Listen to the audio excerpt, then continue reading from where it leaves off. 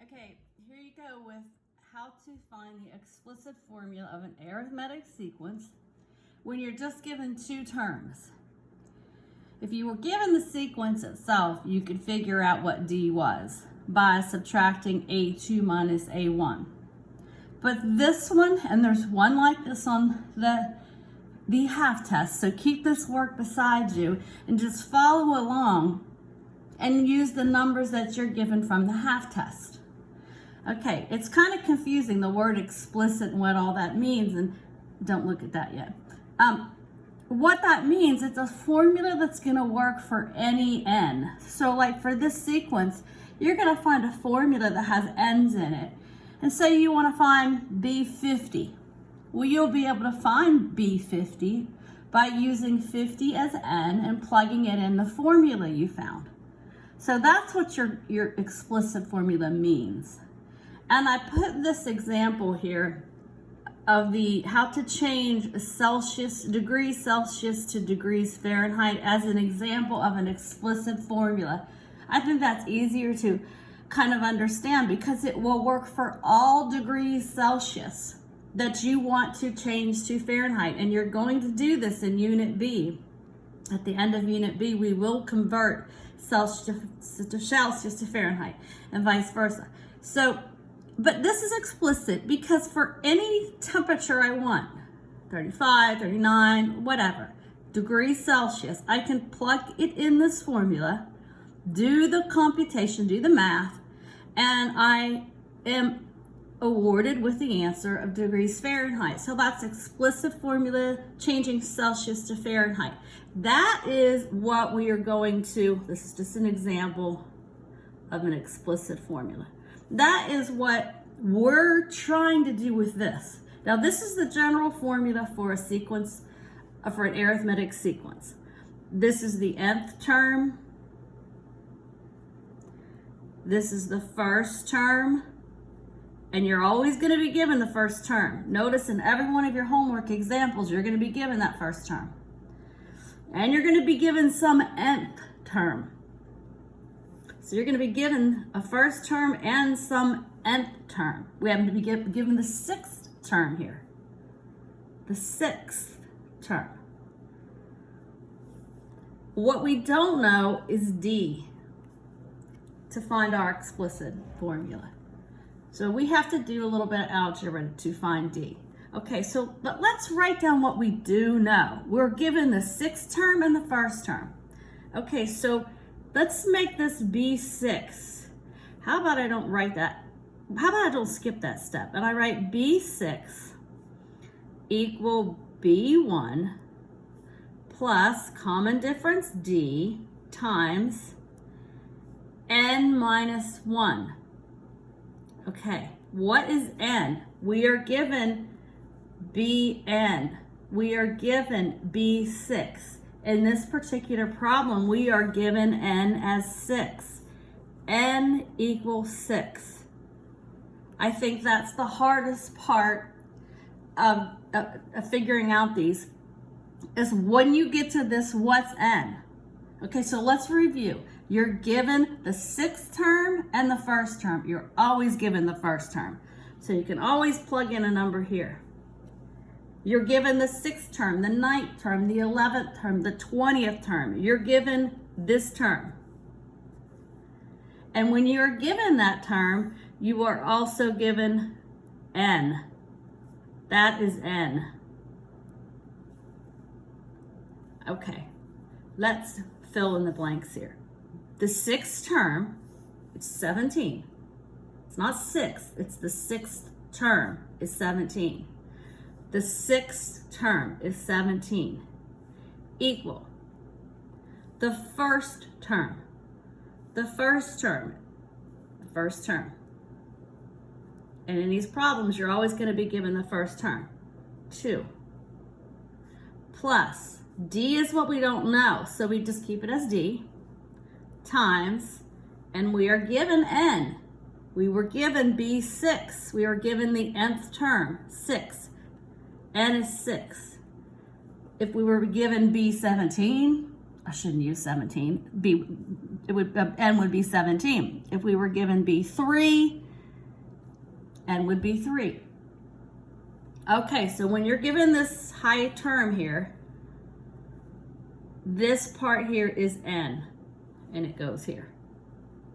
I think once you plug that in, the algebra might, as you practice, become a little easier for you. Okay, so what we want to do is solve for D. You might need some review on this. What I want to do is PEMDAS, so I'm going to do the parentheses first. So I'm going to solve for D. So we have 17 equal 2, and I'm just recopying everything right now. D times 5. So I got rid of the parentheses. Now, see if you have a problem with me writing this. I'm going to write this a little bit different. This is the multiplication that comes next with PEMDAS. They're stronger. These two are stronger. Multiplication is stronger than addition. They're attached more strongly. Okay, so let me rewrite this. 17 equal 2 plus, I'm just going to rewrite this as 5D. All I did was get rid of the times. It's hidden there. It's implied. And I switched the 5 and the D around. I'm allowed to do that with the commutative law of multiplication. I like the way that looks better because I can get D by itself. I can see D more clear pathway to get D by itself. Okay, so these are attached stronger. I need to get rid of this 2 to start moving and peeling things away from that D. I want to move the 2 over here. You do that by subtracting 2 from both sides. Whatever you do to one side, you have to do to the other. Okay, 17 minus 2 is 15. Bring down your equal sign. 2 minus 2 is 0. Bring down the plus and the 5D.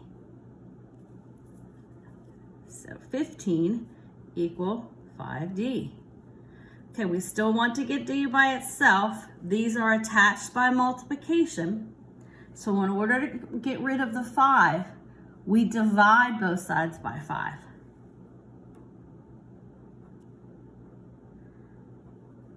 $15 divided by 5 is 3. 5 divided by 5 is 1. D.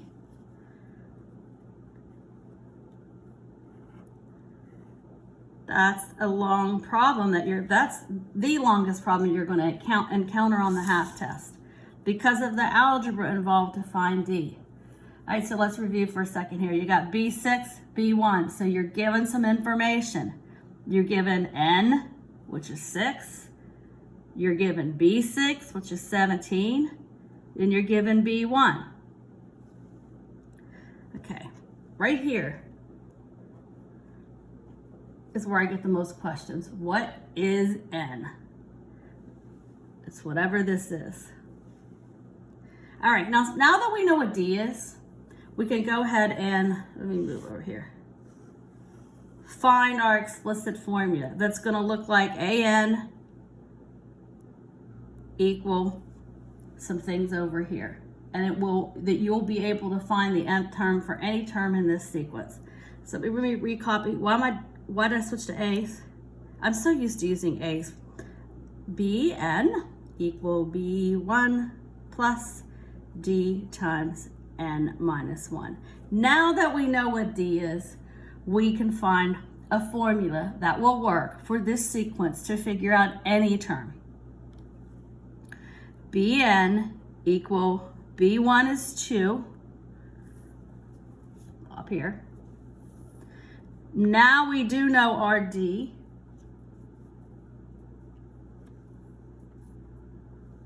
Three.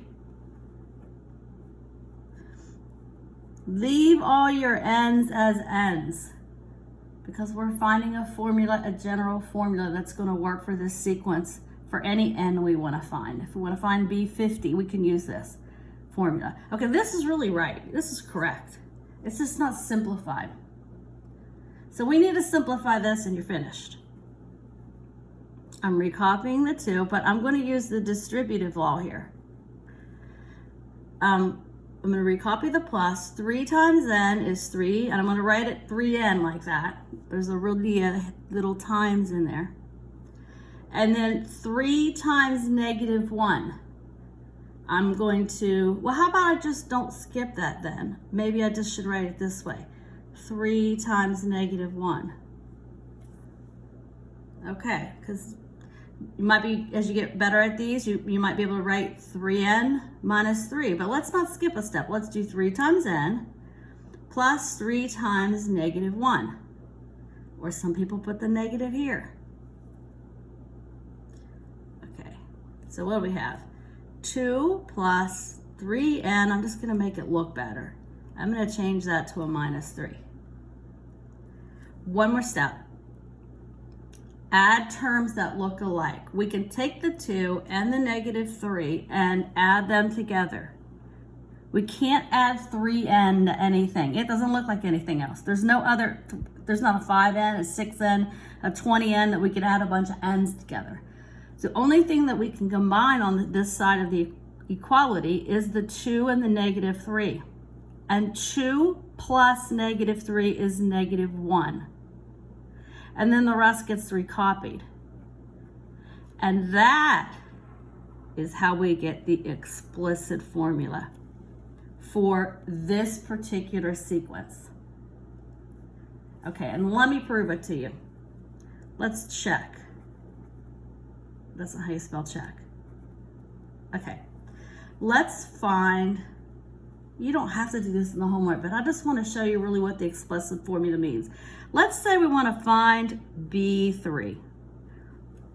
And let's say we don't know what D is. We want to use this formula.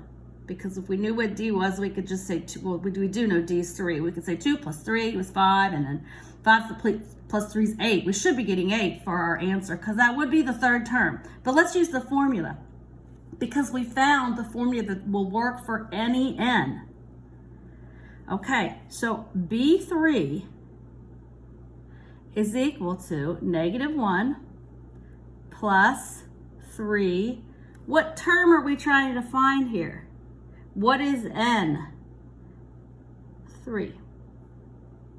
So B3 equal negative 1 plus 3 times 3 is 9.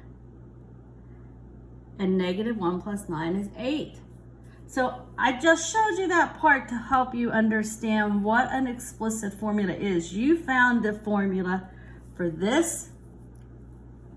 Wow, I was way off the paper there. From these two terms, you found a formula that will work for any n you want to find. If I ask you to find B100, and you don't want to write out 100 terms, you would just put 100 in here. So you would say B100, the 100th term, equal negative 1 plus 3. Let's do it. B100 equal negative 1 plus 3 times 100. So B100 is equal to negative 1 plus 300. So B100 is equal to 299. I'm just showing you all this to make you help you understand what the word explicit means.